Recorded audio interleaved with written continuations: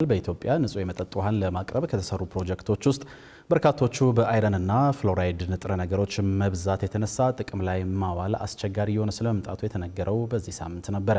የተነገረው የውሃና ኢነርጂ ሚኒስቴር 9 ወራት የስራ አፈጻጸሙን ለሕዝብ እንደራሴዎች ምክር ቤት ባቀረበበት ጊዜ ሲሆን ሚኒስቴር መስሪያ ቤቱም የእነዚህን ኬሚካሎች መጠን በመቀነስ ለሕዝቡ ንጹህ የመጠጥ ውሃ እንዲደርስ ዘመናዊ የማጣሪያ ቴክኖሎጂዎችን እየተጠቀመ መሆኑን ጠቅሶ ነገር ግን የቴክኖሎጂው የዋጋ ውድነት በችግሩ ስፋት ልክ ምላሽ ለመስጠት አዳጋች እንዳደረገበት ነው ያሳወቀው። በዚህ የ9 ወራት ግምገማ ላይ ስለ ኤሌክትሪክ ኃይል ፍትሃዊ ተደራሽነት፣ የጎርፍ አደጋን ለመከላከል እየተሰሩ ስላሉ ስራዎችና የውሃ ጥራትን ከማስጠበቅ ጋር በተያያዘ ትልቅ ስራ ይሰራል ተብሎ እየተጠበቀ ከ9 ዓመት በላይ ሳይጠናቀቅ ስለቆየው የውሃ ላቦራቶሪ ጥያቄም ተነስቶበታል። ሪፖርተራችን አቤል አበበ ጉዳዩን በቀጣዩ የትኩረት ዘገባው እንደሚከተለው ቃኝቶታል።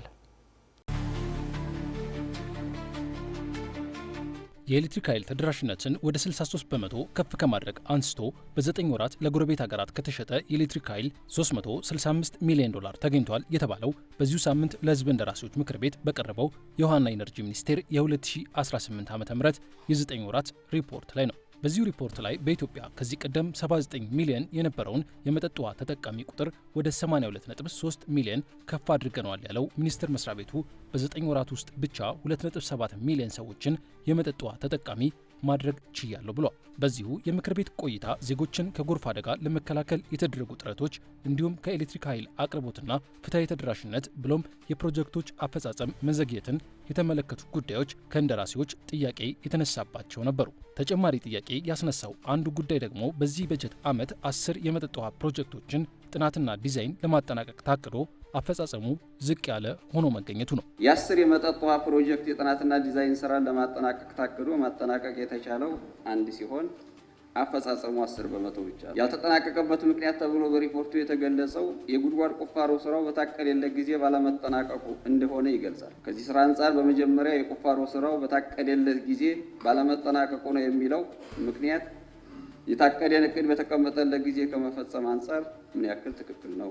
በአንድ በኩል በፕሮጀክቶች ብዛትና ቆፋሪ ድርጅቶችን የሚፈልጉ የሚሻሙ በርከት ያሉ ተቋማት ስለሚኖሩ፣ በሁለተኛ ደረጃ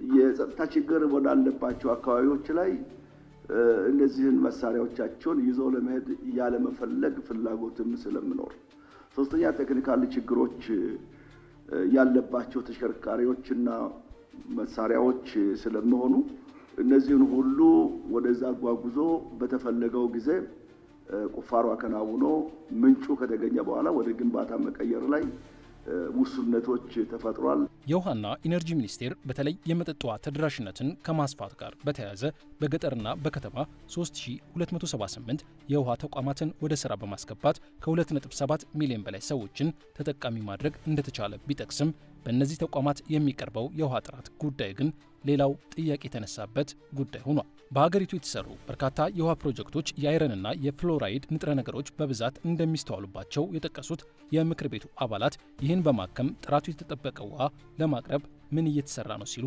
ለሚኒስቴር መስሪያ ቤቱ ጥያቄ አንስተው ነበር። ከውሃ ጥራት አንጻር በኢትዮጵያ ስምጥ ሸለቆ አካባቢዎች የፍሎራይድ ችግር እንዲሁም በደቡብ ምዕራብና በምዕራብ ኢትዮጵያ የአይረን ችግር መኖሩ የሚታወቅ ነው። ከችግሩ አሳሳቢነት አኳያ የተሰራው ስራ በቂ አይደለም። ስለሆነም እያጋጠመ ያለውን የአይረንና የፍሎራይድ ችግር በዘላቂነት ለመፍታት ምን እየተሰራ እንዳለና በቀጣይስ ምን እቅድ እንደተያዘ ተጨማሪ ማብራሪያ ይሰጥበት። ትግራይና ከአፋር ጥግ ጀምሮ እስከ ታች እስከ ደቡብ ኦሞ እስከ ኬንያ ድንበር ድረስ በዚህ ውስጥ የሚወርቅ አካባቢ ነው። ከሪቨርስ ኦስሞሲስ እስከ ሀፕ የሚባል ሲስተም ውስጥ ተጠቅመን ንጽህናውን የጠበቀ ውሃ ለማድረስ ጥረት የተደረገ ነው። በዓለም አቀፍ ደረጃ 1.5 ሚሊግራም ፐር ሊትር የሚባለው ደረጃ ላይ ለማድረስ ጥረት እያደረግን ያለንበት ሁኔታ አለ። ከቢቅላል ጀምሮ እስከ ሲዳማ ድረስ የሚዘልቁ አካባቢዎች የአይረን በልት ተብሎ የሚታወቁ ናቸው። ይህንን ማፕ አድርገን ለመለየት ሞክረናል። በእነዚህ አካባቢዎች ላይ የአይሬሽን ሲስተም የሚባል አይረንን ለመለየት የሚያበቃ ቴክኖሎጂ ኢንትሮዱስ አድርገን በዚህ አይነት መልኩ ንጽህናውን የጠበቀ ውሃ ለማቅረብ ጥረት የተደረገ ነው አለው። ሌላው ከምክር ቤቱ የተነሳው ጥያቄ ደግሞ 23 የኢትዮጵያ ከተሞች የዘመነ የፍሳሽ ስርዓት እንዲኖራቸው በማለም ወደ ስራ የተገባበት ፕሮጀክት አፈጻጸም የዘገየና አነስተኛ አፈጻጸም ያስመዘገበ የመሆኑ ጉዳይ ነው። የዛሬ 2 ዓመት 3 ዓመት ተጠንቶ ጥናቱ አልቆ ነፃ መሬት ተብሎ ከተማውን ከሰጠ በኋላ ጨረታ ካወጣ በኋላ ወደ ስራ ሲገባ ሰዎች አሉ፣ ቤቶች አሉ፣ ወይ እምነት ተቋማት ተቋቁሟል፣ ወይ አስፍቷል ድንበራቸው። እሱ ጉዳይ ነው እዛና እዚህ መሳሳብ ያለበት። ፕሮጀክቶቹ ጥናቶቹ አልቀው ከሶስተኛ ወገን ነፃ አድርጎ ወደ ግንባታ ለማስገባት ጥናቱን ስናጠና ከወሰድነው ጊዜ በላይ እየወሰደብን የኮምፐንሴሽን ወጪ መሸፈን ያለባቸው ክልሎች ናቸው። ክልሎችና ከተማ አስተዳደሮች ናቸው። እዛ አካባቢ ላይ ያንን ያህል ትልቅ ገንዘብ መክፈል ስላልቻሉ ቦታውን ንጹህ አድርጎ ወደ ግንባታ መግባት አልተቻለም። ከዚሁ ከውሃ ጉዳይ ሳንወጣ የኬሚካልና ማይክሮባዮሎጂካል ማጣራቶች የሚካሄድበት የውሃ ላቦራቶሪን በሞሮኮ መንግስት እገዛ ለመገንባት በ2015 ዓ.ም የመግባቢያ ስምምነት ተፈርሞ በ2018 ወደ ስራ ቢገባም 9 ዓመታት አስቆጥሮም ግንባታው ሳይጠናቀቅ መቅረቱ በህዝብ እንደራሴዎቹ ጥያቄ ያስነሳ ሌላው ጉዳይ ነበር። በሞሮኮ መንግስት ንጉስ መሐመድ 6ኛ ፋውንዴሽን የተጠናቀቀው የላቦራቶሪ ግንባታ ርክክብ ባለመፈጸሙ አገልግሎት መስጠት አልቻለም። ሚኒስቴር መስሪያ ቤቱም ሆነ ኢንስቲትዩቱ ርክክቡ እንዲፈጸም ጥረት እያደረገ ቢሆንም እስካሁን ርክክቡ መፈጸም አልተቻለም። ርክክቡ ካለመፈጸሙ የተነሳ ሙሉ የላቦራቶሪ እቃዎች ቢገቡም አገልግሎት መስጠት አልተቻለም። ይህ ላቦራቶሪ በጣም ትልቅ በሀገሪቱ ስታንዳርድ የጠበቀ የውሃ ጥራት እና በጣም ብዙ ስራ የምንሰራበት በሌላ ውስጥ ነው። ሲቪል ወርኩ አልቋል። ባልታወቀ ምክንያት ቁልፉን ሳያስረክቡ ሄደዋል። እያደረግን የነበረው በውጭ ጉዳይ ሚኒስቴር በኩል ግፊት ሲደረግ ቆይተዋል። በጣም ሞክረናል። ደብዳቤም ተጽፈዋል። ኮሚኒኬት ለማድረግም ተሞክረዋል፣ አልተሳካም። በጠቅላይ ሚኒስቴር በኩልም በጠቅላይ ሚኒስቴር ጽሕፈት ቤት በኩልም ተሞክረዋል። ምላሽ የጠበቅን እንገኛለን ማለት ነው። ብዙ ዓመት ስላለፈ ጉዳዩ በቀጣይ የምናደርገው ለአንድና መጨረሻ ጊዜ በውጭ ጉዳይ በኩል ሞክረን እንግዲህ ኢትዮጵያ ሉዓላዊ ሀገር ናት። የተሰራው በውሃና ኢነርጂ ሚኒስቴር ተቋም ስር ባለው የውሃ ኢንስቲትዩት ስር ነው ያለው።